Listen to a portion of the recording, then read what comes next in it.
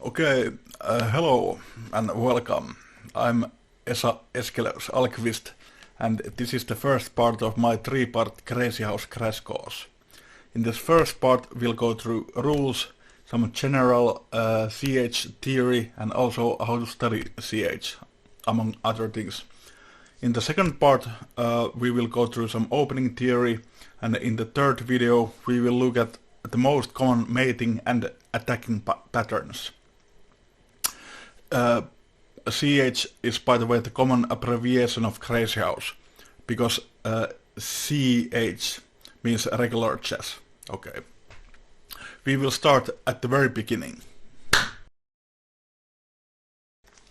Alright, what is Crazyhouse anyways? Well, Crazyhouse is a chess variant, meaning that it is based on chess, with some rule alternations, and I will go through these rule alternations now. So, the same rules apply in Crazyhouse as in regular chess. In addition to that, when you capture your opponent's pieces, you get to keep them as your own. They are put automatically in your reserve or pocket or bank. Okay? And when it's your turn again, like so, now black captures your pawn, and so he got to keep it as his own. Now, when it's your turn, you can take this piece from your reserve and put it in any empty or a free square on the board, with some exceptions that I will tell you later. So, you can drop a pawn here, for example, and this counts as your move. Okay. So your opponent can do the same and drop a pawn here, for example. Okay, but you cannot drop pawns in the last rank or the first rank. And if you drop a pawn to your second rank, then you can still do two moves as the pawn's first move. When you promote, let's promote to a queen, for example. When you capture a promoted piece, it only counts as a pawn. Check out black's reserve.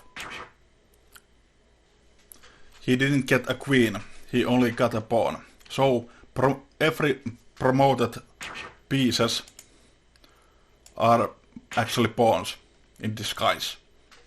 And one more rule. You cannot castle with a dropped piece, like so. Can't do it. Alright, those were all the rules. Let's check out a game now and see how these rules are applied in a real life situation. Okay, let's see a game I played as white against Art Vega.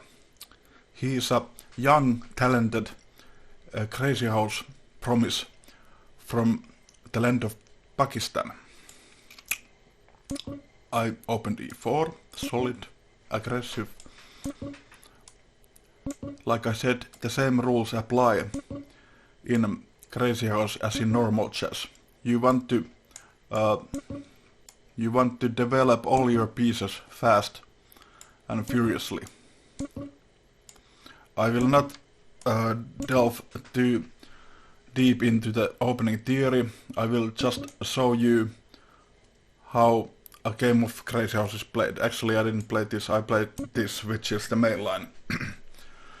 And now, Art Vega, I'm attacking this, so Art Vega counterattacks, which is the correct response.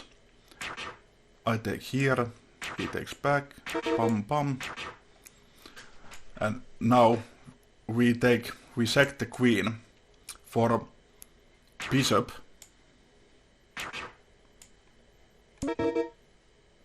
and a knight. Art played this move, bishop g6, and we take here. Now he was a little bit worried that, whoa, what is happening? He was a little bit worried that I would put a pawn here and trap the bishop. So he played h6. I did it anyways to drive the bishop back here. And now in Crazyhouse we must be very furious. We must play very aggressively. And I just sacked a bishop to a pawn, to a kingside defender pawn, to get a pawn here in my reserve. And now I drop it back and fork the king and the bishop. He takes, and now it's check. He must move again. And now I missed the mate in 6, I think. I should have played this, but I played the second best move. And Art played here. And now, can you see how we can win the queen? Yes, we have a knight in the reserve. So, we fork the king and the queen. So we get the queen. And he tried to go... There is no safe haven for the king anymore. But he tried to go to the corner, not to get mated. I take the queen. Now it's his turn. But he has no attack on my king, because my king pawn king pawn shelter is very strong, intact. I have a rook protecting this f2 square, and this bishop, the light squares around the king camp. Alright, so he thought that he would have time to capture the knight back. If you look at his reserve here, it's full of soldiers. It's a full army there, okay? But sometimes you can mate just with a few pieces. Here is a rook and queen, and we always look for a forcing move. We always look for checks in Crazyhouse. Checks are the most forcing moves. So, long story short, we drop a rook here. If king doesn't take, it's mate. So king has to take. And now we have a nice mate in 5. Check. If king moves, it's mate in a few. So he tries to stop the...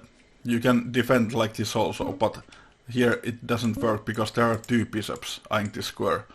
So he drops a pawn in between, we take it, and now the game was over after this check, by the way, but it would have been made, for example, like so. Alright, okay. You may have noticed something really strange in that last game, which was this. We sacrificed, as white, we sacrificed first of all a knight and a bishop for a rook and a pawn. This is something that rarely works in a regular chess.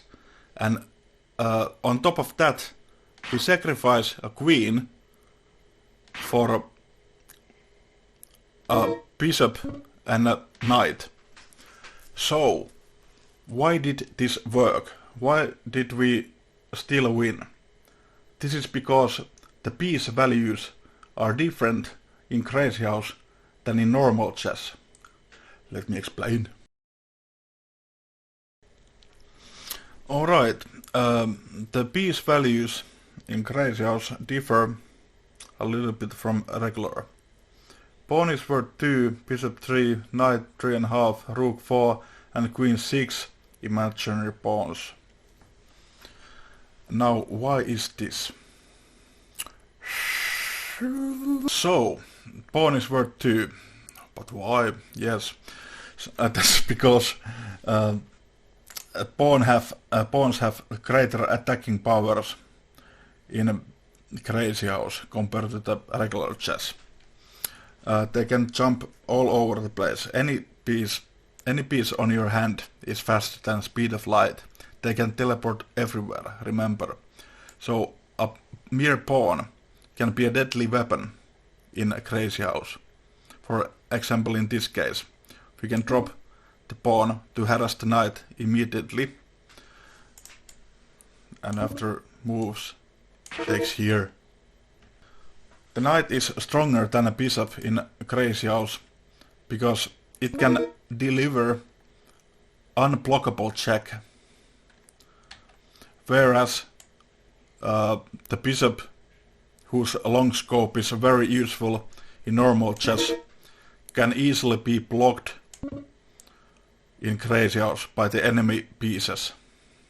The only way you can deliver unblockable check with the bishop is to put it right in front of the king, right next to the king, like so. But you can do the same with the pawn. Of course, pawn can't check from behind. The bishop can also check the king from behind, whereas the pawn cannot.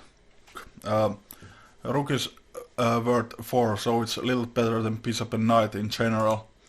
It usually only acts as a kingside defender, but when it's eaten, it can be a powerful mating weapon for one side or the other.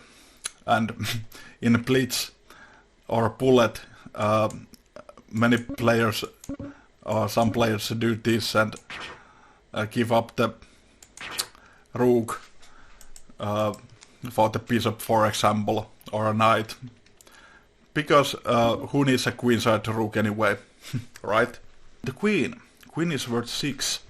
If you look at the strength of bishop and knight, you can see that it is worth to sacrifice the queen. It's like almost always advantageous to sacrifice queen for a bishop and a knight, because the bishop and knight are a good combo that can easily do many kinds of attacks, whereas the lonely queen cannot.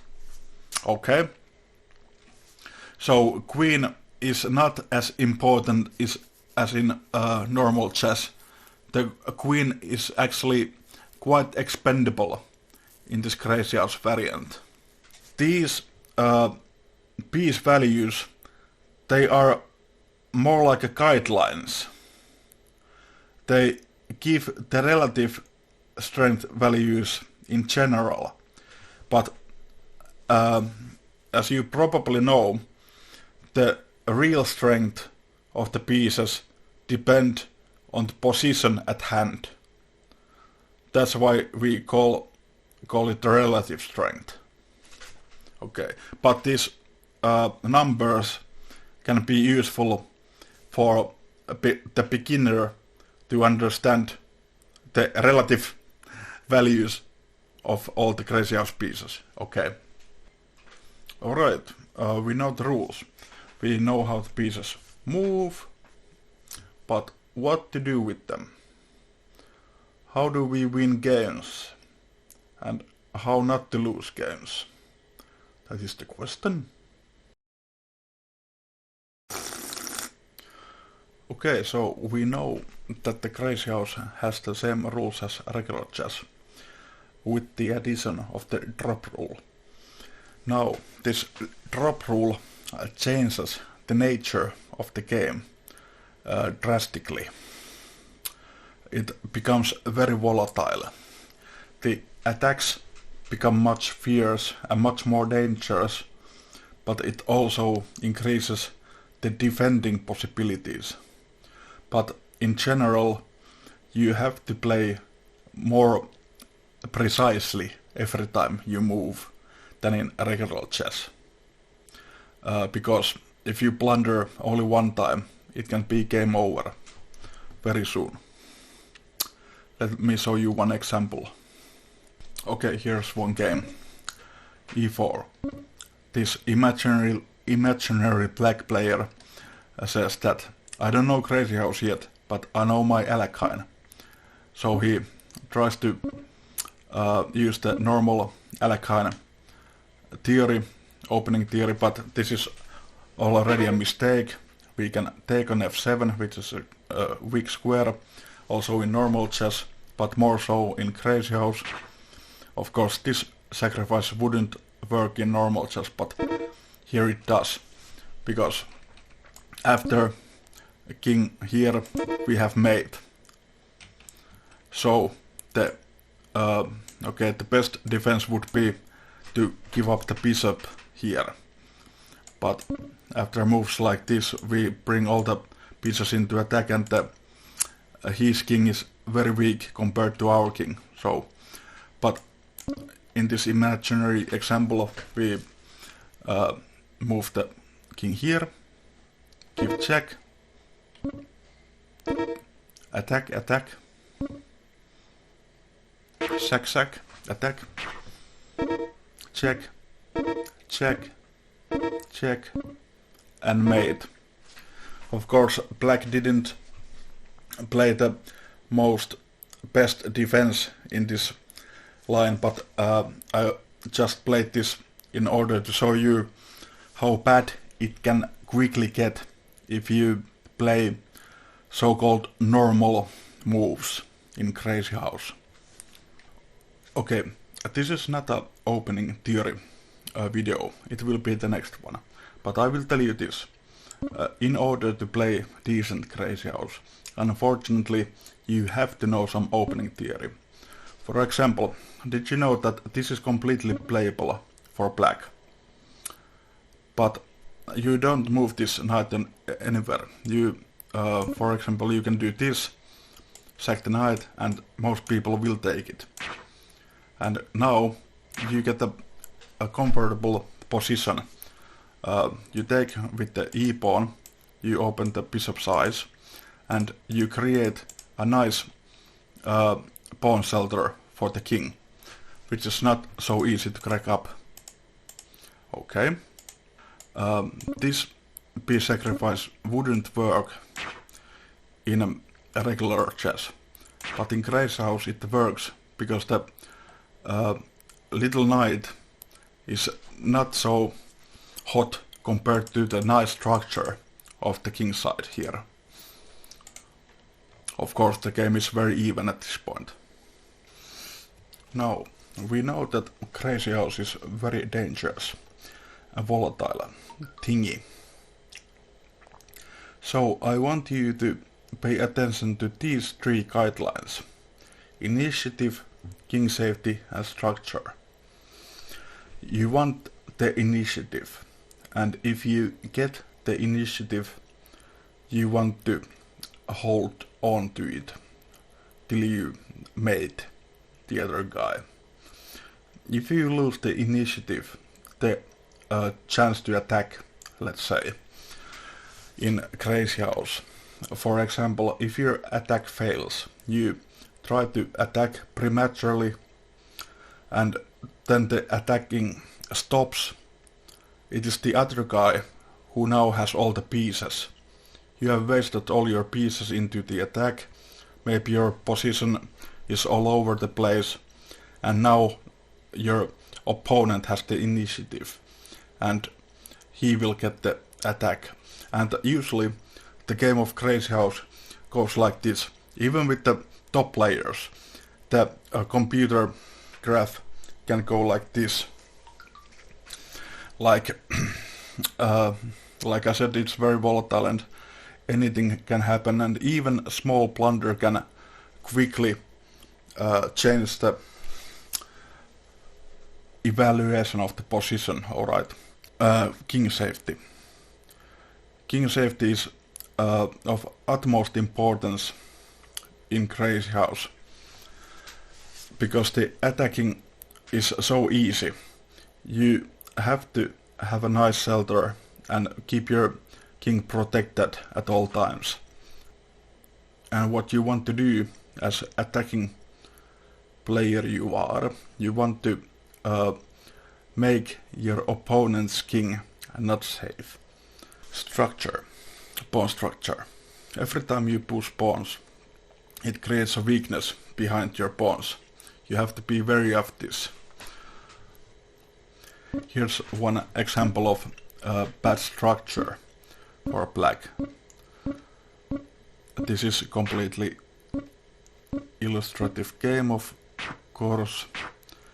As you can see, black thinks that he has the center, but the problem, in normal chess you can't get through the center to the king, but in Crazyhouse you can drop pieces behind the pawn formation, and the king is in the center, so these are the pawns that should protect the king, but they don't, because there are too much space.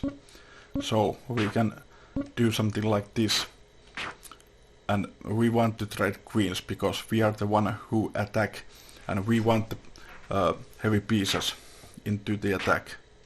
This is not the best defense by black, but this is just an illustration. And now we can already get the queen. Yum yum yum. And mate in 3. Bam. Have to take. Check. Have to go there and mate. So all this happened behind this pawn formation. So the lesson for black here is don't give holes to the opponent to use their pieces. Here's one way to study CH. You play games, and when you play, you want to play against stronger opponents. Why? Because that's how you can learn. The opponents are stronger because they know stuff you don't. They understand the game better and so forth. So they can teach you a lot by winning you, by crushing you. So yeah, and after you lose games, and you will, you want to check with the engine. Engine is a very good friend in Crazyhouse, because Crazyhouse is like 99% tactics, and engine knows tactics very well. So you want to check your lines, and maybe if you miss some attacking possibility or something like this, you want to check those out with the computer, or how you could have defended the position or something like that, and then you learn some patterns like that. But you cannot trust the engine absolutely, completely. The engine is not a god. CH is very complex, very difficult to calculate everything through, and some variations go so deep, so even the engine has some problems calculating everything. But when you use engine, by the way, make sure that you have lots of memory in the engine, and use multiple CPUs. These settings are very low, by the way. And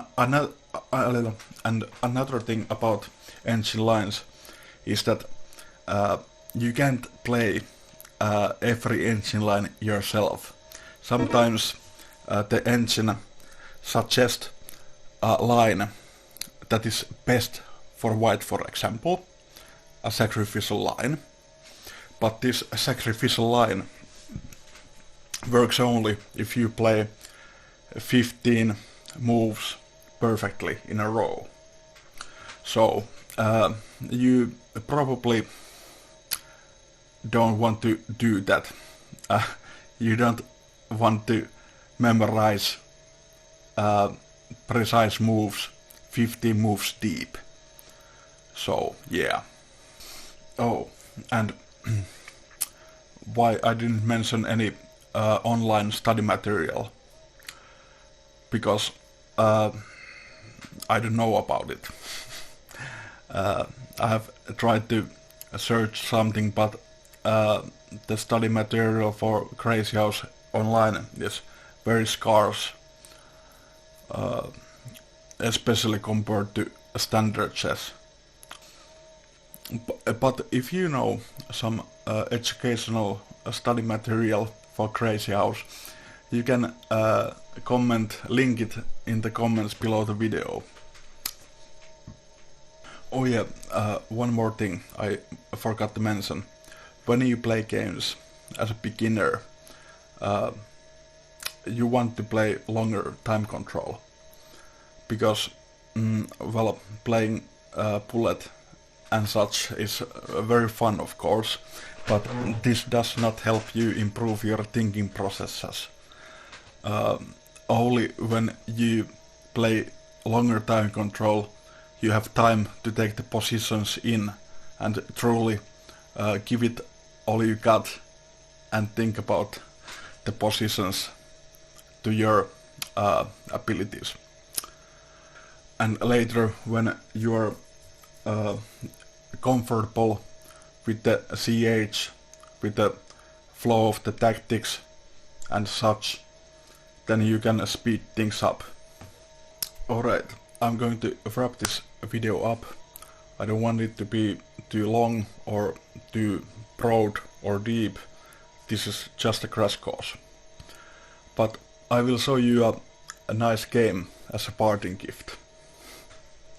Okay, this game was played by my friend as Black after my Crazyhouse theory stream. My friend was excited and wanted to use his newly learned skills in Crazyhouse. And so, let's see what happened. Yes, my friend Jan Ben is playing with black pieces. D6, it's completely playable, and pinning, takes control of the center, develops the knight, and now, yes, take good care of the F7 square, so evil things don't happen to you. Alright, develops, developing the bishop, and trying to weaken this E6 square, and trying to get to the F7 like this, and gaining space. Jan Ben did the correct thing and pushed forward, closing things up. And now White wants to exchange. I don't know about this move. You could have done it without it, I think. Alright, backs off. Taking the knight was, I think, okay also. The point being that White cannot really play g4 unless he goes to the queen side, which is actually possible. But White goes king side. Now he can never push the g4 pawn. If he pushes the g4, it's all over for White. The king side will be too weak. What did my friend do? Take the knight suddenly. The queen takes. Now there's a possibility of... by the way, I'm not showing the... Now I'm showing the reserve also. Okay, sorry about that. Okay, the queen takes, and now black has a possibility to drop knight on a nice square on d4 and hit the queen. but he opts for this. Okay. It's okay. And now white tries to use the black structure to his advantage and break through through e6 to f7. Mate is threatened on f7, by the way. And this was a correct choice. You don't want to just take and give this nice position, hitting the knight and threatening mate. Of course you could do this, but if you can develop a piece, why not do that? Okay, takes still, takes with the knight, and puts a pawn there. Nice attack by white. He's using the structure to his advantage, so he's a very experienced player. And this was a kind of nice looking move. Black puts bishop on f4, where it limits the scope of the queen here, prevents mate, and at the same time eyes some of the squares on the king side. Okay, takes, bishop there, check. And now the problem is that yes, you don't want to take that. You don't want to play automatic moves as black. It's better to attack like this. By the way, hitting the queen, and if queen moves somewhere, then we mate. But yeah, check. And now this was a possibility to take here, take with bishop and just do this and win like so. But Jan Ben took with the knight. It was okay, and now he threatens the queen again. And now at this point, even though there are spaces, they are only light square weaknesses. But there is no point, there is no attack, because he cannot infiltrate the dark squares. So the lonely king is completely safe. But sometimes things like this happen. Even though the king is weak, you don't have anything to attack it with. Okay? So, in effect, the king is not weak at all. We will see that this is the weak king here. And this is why. Black is attacking the queen. What can he do? If he moves here, mate. So, he tries to defend like this. Jan Ben takes, can't do nothing, mate. And the funny thing about this game is that my friend Jan Ben was actually a 1700 player, and his opponent was a 2200 player. So this kind of proves it that anything can happen in Crazyhouse. You have to be careful. So I hope that this game gave you some encouragement against those stronger players, because even one blunder can change the whole course of the game and just flip the evaluation upside down. And this comes to show you how far you can actually go with some basic guidelines and some knowledge of general theory.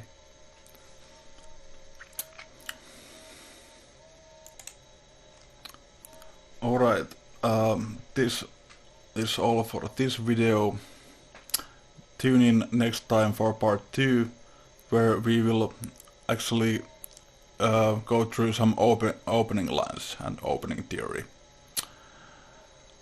Alright, take care, bye bye. I'm going to sleep now. Good night.